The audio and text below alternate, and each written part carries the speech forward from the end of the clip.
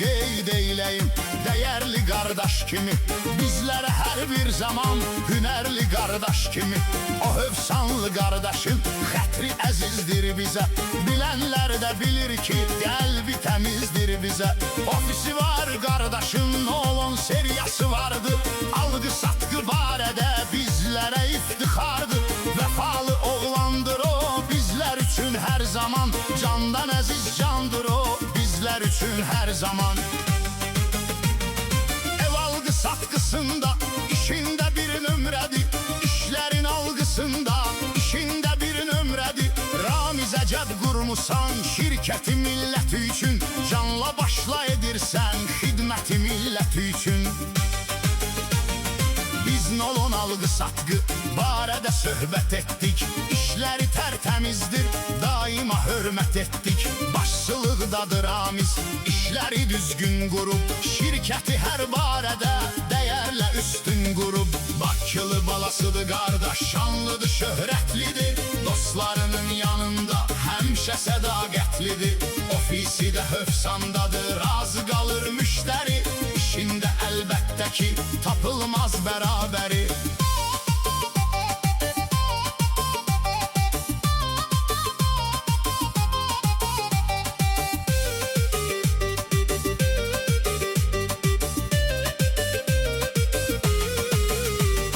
Ramiz əzizdir xətrin, əvəzsiz sən həyatda. Arzumuzdur şad yaşa, keçdiyin hər saatda. Misilsiz qiymətin, dəyərlisən bizlərə. Olub böyük hörmətin, dəyərlisən bizlərə. Ramiz olmusan bizə, doğma vətəndaş kimi. İstənilən barədə hünərli qardaş kimi. Ofisdə bir nömrəsən, işlərində yolunda. Dəyərli qardaşların oturdu sağ solunda. Bakılı balasıdır qardaş, şanlıdır, şöhrətlidir. Dostlarının yanında həmişə sədaqətlidir. Ofisi də hövsandadır, razı qalır müştəri. İşində əlbəttə ki, tapılmaz bərabəri. Ramiz əzizdir xətrin, əvəzsiz sən həyatda. Arzumuzdur şad yaşa, keçdiyin hər saatda. Misilsiz qiymətin, dəyərlisən bizlərə. Olub böyük hörmətin, dəyərlisən bizlərə.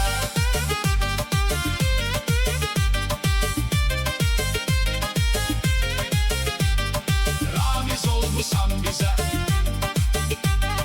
doğma vətəndaş kimi. İstənilən barədə hünərli qardaş kimi. Ofisdə bir nömrəsən, işlərində yolunda.